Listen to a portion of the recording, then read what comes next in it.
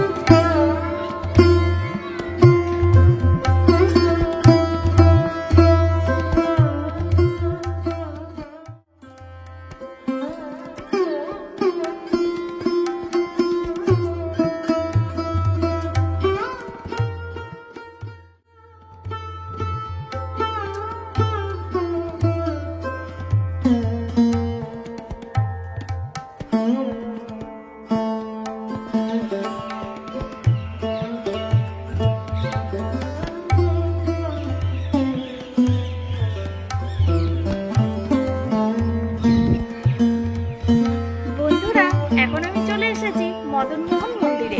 এই মন্দিরটি ল্যাটেরাইট পাথর দিয়ে তৈরি। ল্যাটেরাইট পাথরের মন্দিরের গায়ে নানা ধরনের টেরাকোটার অলংকারের জন্য মন্দিরটি সমাধিক জনপ্রিয়। গর্ভগৃহটি ভিতর বারান্দা দ্বারা বেষ্টিত। এর সঙ্গেই পূর্ব, পশ্চিম ও দক্ষিণে ত্রিখিলান প্রবেশ পথ রয়েছে এবং এর ঢালু ছাদে একটি চূড়া ও রত্ন রয়েছে। মন্দিরের সামনে কৃষ্ণলীলার বিভিন্ন দৃশ্য, নৃত্যরত দল ও কিছু সাধকদের দেখা যায়।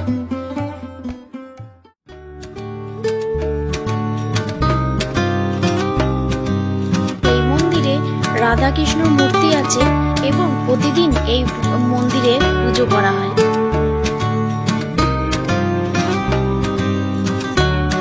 বন্ধুরা, আপনারা বিষ্ণুপুর ঘুরতে আসলে দেখতে পাবেন মাটির তৈরি বিভিন্ন রকমের জিনিস বিক্রি হচ্ছে।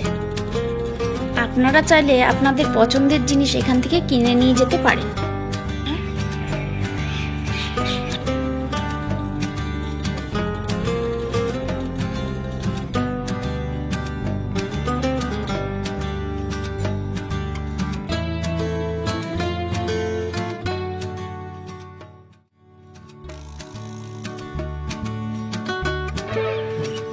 বন্ধুরা, এখন আমি চলে এসেছি রাজদরবার।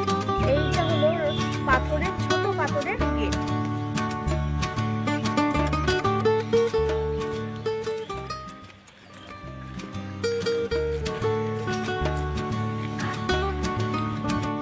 বন্ধুরা, চলে এসেছি রাজদরবার। এটা বড় পাথরের গেট।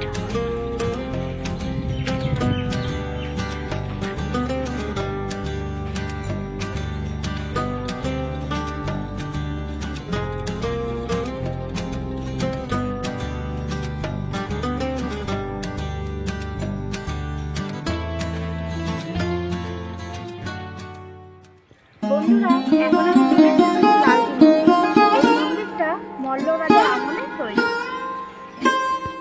এই মন্দিরটি মল্লর রাজা বীরসিংহ 1658 খ্রিস্টাব্দে প্রতিষ্ঠিত করেছিল। গর্ভগৃহের ভিতরের ছাদ গম্বুজ বিশিষ্ট ও ভিতরের বারান্দা ধনুরাকৃতির ছাদ এই মন্দিরের বিশেষ বৈশিষ্ট্য। মন্দিরের 3 দিকে ত্রিখিলান প্রবেশপথ রয়েছে।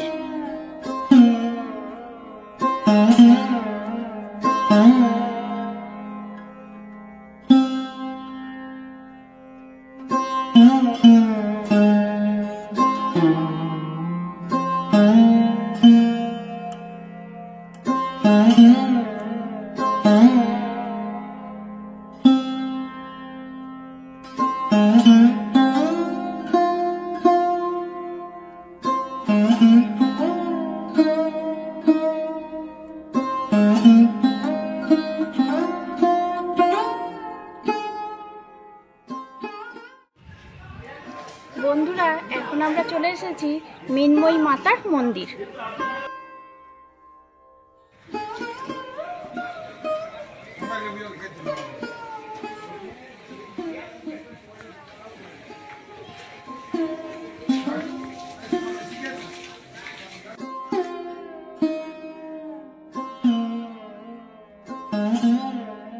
বন্ধুরা, এখন আমরা এসেছি রাধাশ্যাম মন্দিরে। 1758 খ্রিস্টাব্দে মল্লরাজ চৈতন্য সিংহ এই মন্দিরটি নির্মাণ করেন। গর্ভগৃহের সামনের দেওয়ালে রামায়ণের নানা দৃশ্য আছে।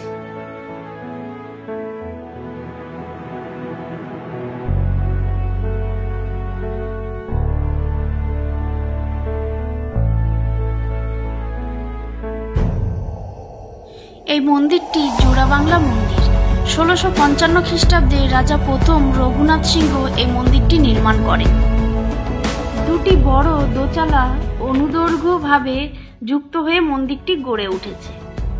এখানে রয়েছে ইট নির্মিত একটি চারচালা, যা দেখতে অবিকল কুটিরের মতো। মহাভারত রামায়ণের কাহিনী, হিন্দু দেবলোকের অজস্র চিত্র, শিকার ও সামাজিক দৃশ্যের পটভূমি টেরাকোটার নকশার মাধ্যমে সুচারুরূপে প্রতিফলিত হয়েছে।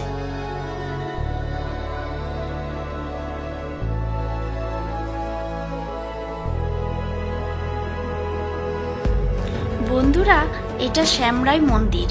এই মন্দিরটি বীর হাম্বিরের পুত্র রঘুনাথ সিংহ 1643 খ্রিস্টাব্দে নির্মাণ করেছিল। বন্ধুরা, বাঁকুড়ার বিষ্ণুপুর আপনারা চাইলে একদিনে ঘুরে কলকাতায় ফিরে যেতে পারেন।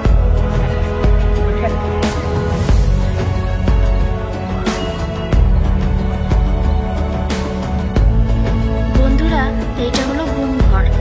মল্ল রাজার আমলে অপরাধীদের শাস্তি দেওয়ার জন্য এর ভেতরে ফেলে দেওয়া হতো, যার ভেতরে ছিল ধারালো ফালা।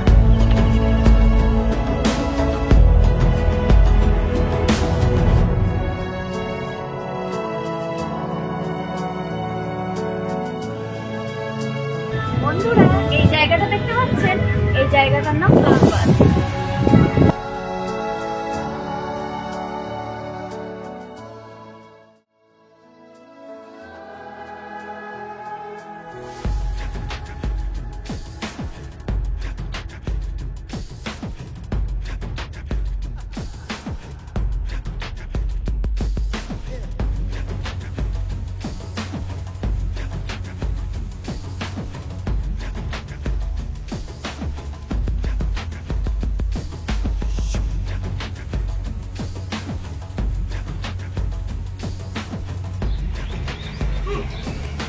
তো আমাদের এই বাঁকুড়া বিষ্ণুপুর পুরোটাই ঘুরিয়েছে বাবাইদা, খুব সুন্দর করে ঘুরিয়েছে।